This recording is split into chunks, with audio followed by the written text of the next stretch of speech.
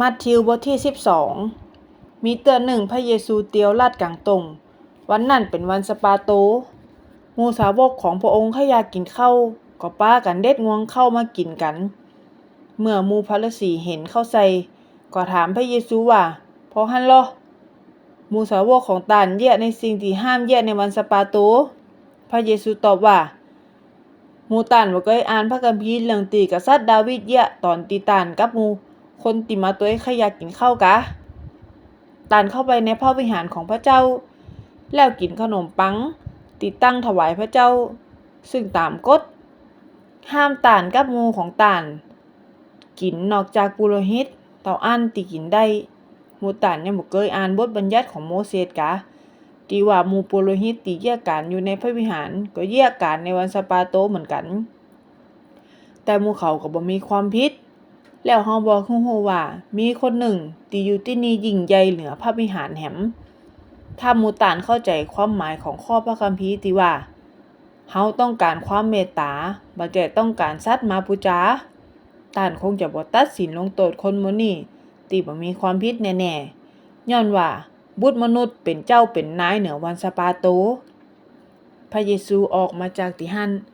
แล้วเข้าไปในธรรมศาลาของเจ้ายิวมีป้าจายคนหนึ่งอยู่ที่หั่นมือเพิงหนึ่งของเขารีบเจ้ายิวบางคนได้ถามว่าห้ามรักษาคนเป็นพยาธิในวันสะบาโตแม่นกอที่เขาถามเพื่อจะหาเหตุนาบโทษพระองค์พระเยซูก็ตอบหมู่เขาว่าถ้าคนใดในหมู่ตานมีแกะอยู่ตัวเดียวแล้วแกะตัวนั้นตกลงไปในน้ำบ่อในวันสะบาโตเขาคนนั้นจะบ่ช่วย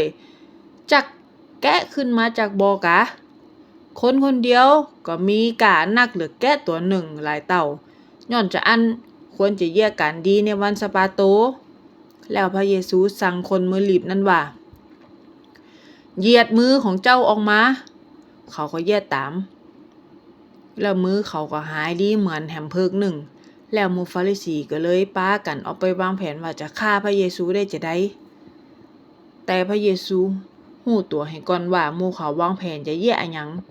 ก็เลยออกไปจากที่หั่นมีคนเป็นจำนวนนักตัวพระองค์ไปพระองค์ก็ได้รักษาคนป่วยให้หายกุคนพระเยซูสั่งห้ามคนหมู่นั้นบ่ฮื้อบอกคนอื่นว่าพระองค์เป็นไผเพื่อฮื้อเป็นไปตามกรรมที่อิสยาห์ผู้เป็นปากเป็นเสียงแทนพระเจ้าได้อู้ไว้ว่า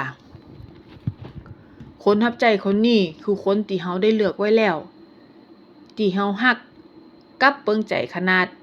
เฮาจะฮื้ออำนาจกับตานโดยพระวิญญาณของเฮาตานจะบอกเรื่องความยุติธรรมแก่คนกุจาดตานบ่ผิดหัวไผก็ว่าขึ้นเสียงดังบ่มีไผจะได้ยินเสียงของตานที่กลางกองตานจะบ่ฮักไม้อ้อตีจำแล้วขวางกับตานจะบ่ดับใส่กลมไฟตีเป็นควันใกล้จะดับตานจะแย่จะอี้จนกว่าตานจะแย่ฮือความยุติธรรมได้รับใช้ตานจะเป็นความหวังของคนกุ๊กกู้ชาติมีผู้ชายคนหนึ่งโดนผีเข้าเยอะฮื้อเขาตาบอดกับเป็นใบบางคนพาเขามาหาพระเยซูพระองค์ก็ได้รักษาเขาฮื้อหายจนพอหันกับอู้ได้เหมือนเก่าคนตึ้งหมดปากันงึดถามกันว่าคนนี้เป็นบุตรของกษัตริย์ดาวิดได้กะเมื่อหมู่ฟาริสีได้ยินจะอันก็อู้ว่าที่คนนี้ไล่ผีออกได้ก็ย้อนว่าใจอำนาจของเบเอลเซบูลหัวหน้าผีพระเยซูฮู้กำกึดของหมู่เขาก็ตอบว่าอาณาจักรที่แตกแยกกันจะชิบหายเมืองใดก็ว่าครอบครัวใดแตกแยกกันก็จะตั้งอยู่บ่ได้เหมือนเดียวกันถ้าซาตานขับไล่หมู่ของมันเองก็เหมือนต่อสู้ตัวเก่าแล้วอาณาจักรของมันจะตั้งอยู่ได้จะได้กับถ้าเฮาไล่ผีออกโดยใจอำนาจของเบเอลเซบูล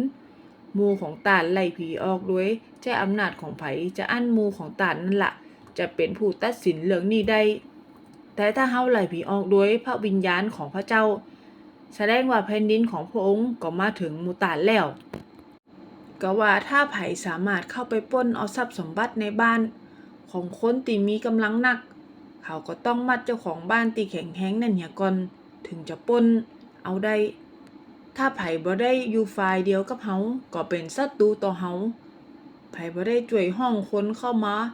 เปาะมาต้อมกับเฮาก็เป็นคนแย่งฮื้อคนแตกขะแลขะแจไปย้อนจะอันเฮาขอบอกฮื้อหมู่ต่านว่าความบาปกับกรรมหมิ่นประมาทพระเจ้าจะยกโทษฮื้อได้กุอย่างแต่พระเจ้าจะบ่ยกโทษฮื้อคนใด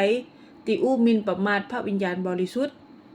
พระเจ้ายังจะยกโทษฮื้อกับคนตีดาบุตรมนุษย์ได้แต่จะยกโทษฮื้อคนตีดาพระวิญญาณบริสุทธิ์ตึงบ่ได้เพราะว่าบัดเดี๋ยวนี้ก็ว่าตลอดพดไปแผ่วยุคหน้า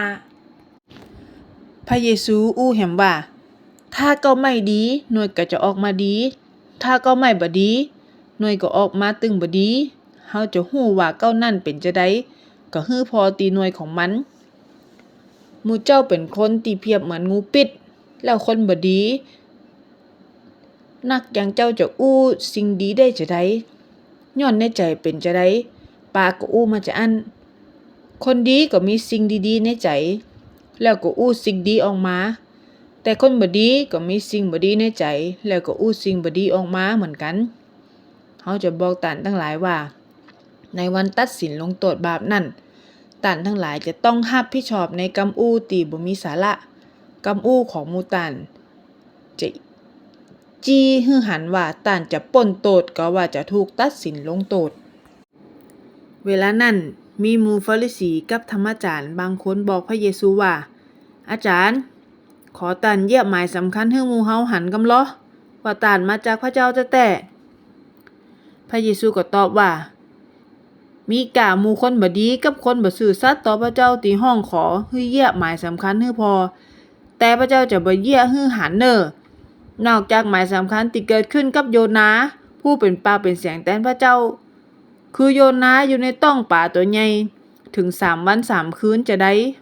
ปุถุมนุษย์ก็จะอยู่ใต้ผืนแผ่นดินโลกเป็นเวลา3 วัน 3 คืนจะอั้นเหมือนกันเจ้าเมืองนีนาเวจะยืนขึ้นหนาบโตดคนสมัยนี้ในวันที่พระเจ้าตัดสินโลกย้อนว่าเขาตั้งหลายได้กลับใจจากบาปเมื่อโยนาไปสั่งสอนหมู่เขาแต่ตอนนี้คนที่เป็นใหญ่เหลือโยนาอยู่ทรงหน้าหมู่ต่านแต่ยังบ่มีไผกลับใจจากบาปสักคนแล้วในวันนั้นพระราชินีของตั้งใต้ก็จะยืนขึ้นหนาบโตดคนในสมัยนี้ย้อนว่าพระนางได้มาจากตีสุดปลายแผ่นดินโลกเพื่อจะมาฟังสติปัญญาของกษัตริย์ซาโลมอนแต่บัดเดี๋ยวนี้คนที่เป็นใหญ่เหลือกษัตริย์ซาโลมอนอยู่ที่นี้แล้วหมู่ต่านก็บ่ยอมฟังผีห้ายตัวหนึ่งเมื่อออกจากตัวของคนไปแล้วก็ห่อนไปตามตีกันดานแห้งแล้งเพื่อซอกหาที่อยู่ใหม่แต่ก็ซอกหาบ่ปะผีห้ายตัวนั้นเลยอู้ขึ้นว่าข้าจะปิกไปเงินหลังเก่าตีได้ออกมาแล้วดีกว่าเมื่อผีห้ายปิกมาแล้วก็หันว่าเฮือนหลังนั้นยังว่างบ่มีไผอยู่เตือกับเพียวสะอาดเรียบร้อยดีผีห้ายตัวนั้นก็ไปจวนผีตัวอื่นแหม7 ตัวตีห้ายเหลือมันแหมแล้วปากันเข้ามาอยู่ในเฮือนหลังนั้นสุดท้ายแล้วคนนั้นก็ซ้ำห้ายเหลือเก่าแหมคนบ่ดีในสมัยนี้ก็จะมีสภาพเหมือนจะอั้นตัวตอนที่พระเยซูกำลังอู้กับหมู่คนตั้งหลายแม่กับหมู่น้องเบาของพระองค์ก็มายืนท่าอยู่ตั้งนอกแน่จะอู้กับพระองค์มีคนมาบอกพระเยซูว่าแม่กับหมู่น้องเบาของอาจารย์มายืนท่าอยู่ตั้งนอกหมู่เขาบอกว่าใครอู้ตัวต่านพระเยซูบอกว่าไผเป็นแม่กับพี่น้องของเฮาแล้วพระเยซูก็จี้ไปตีหมู่สาวกของพระองค์อู้ว่าหมู่เนี่ยเป็นแม่กับพี่น้องของเฮาย้อนว่าคนที่เหยียดตัวตามความต้องการของพระบิดาของเฮาที่อยู่ในสวรรค์คนนั้นก็เป็นพี่น้องกับเป็นแม่ของเฮา